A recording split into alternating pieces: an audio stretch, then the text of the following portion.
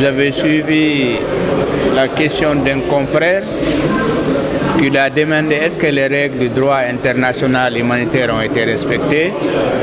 Je crois qu'il a dit non. Et lorsque ces règles-là sont violées, il n'y a pas d'assistance aux blessés, il y a dissimulation des corps, on a porté atteinte à la dignité des blessés. Donc nous on est très réconfortés par cette déclaration. Et vous voyez la position de l'ex-ministre de la Santé. Il est en train de tout nier. C'est son droit le plus absolu de nier.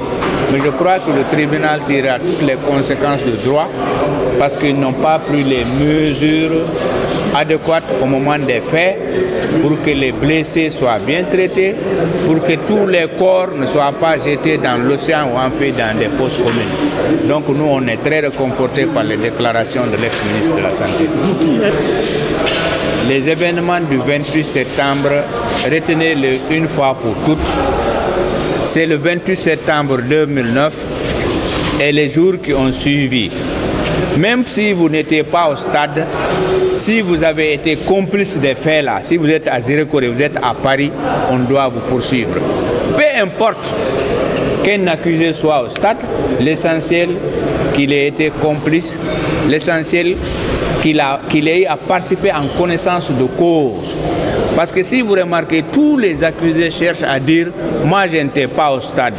Les crimes ont été commis au camp Alpha Yaya.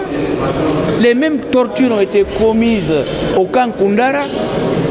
Et tous les deux rapports, le rapport international d'enquête des Nations Unies, le rapport national, dans leurs conclusions unanimes, les événements se sont poursuivis pendant 2 à 3 semaines. Nous avons ces preuves-là. Il y a des cas de torture au camp Koundara, au camp Alpha Yaya. Les gens ont été torturés. Donc, ces faits-là, ce sont des faits pour nous. Et nous maintenons qui constituent des crimes contre l'humanité. Lui-même, il a reconnu, c'est l'armée qui a attaqué les civils au stade. Le fait d'attaquer une population civile de façon systématique et généralisée, pour nous, à notre entendement, ce sont des crimes contre l'humanité. L'affaire qui est devant le tribunal criminel de Dixine, ce sont les événements du 28 septembre 2009. Et par événement du 28 septembre 2009, c'est le lundi sanglant et les jours qui ont suivi. C'est ce qu'il faut comprendre.